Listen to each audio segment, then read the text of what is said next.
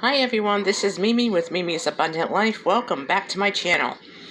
Well, I have just created something. Well, not totally my idea, but this is going to be a great supper for me and Mom. Probably enough for a couple of nights, maybe tomorrow night too, since I don't cook on Fridays.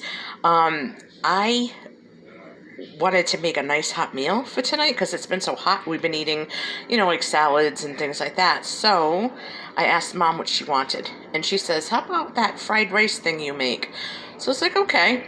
So I boiled some rice, and when it was done, I threw it in a frying pan with a little bit of oil, and I put some finely diced onions, some mushroom, and some green onions in there, a little bit of low sodium soy sauce, and ginger, powdered ginger, and that gives it everything a nice Asian flavor. So the rice was done, and I had a very thick boneless center cut pork chop.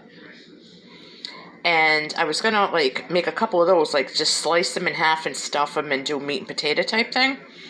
I says, no, I'm gonna make the chicken, the pork.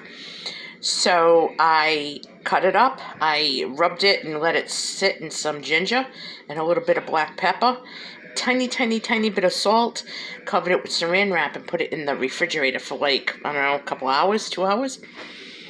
I took it out, and this is how I make anything sweet and sour, or anything battered like this.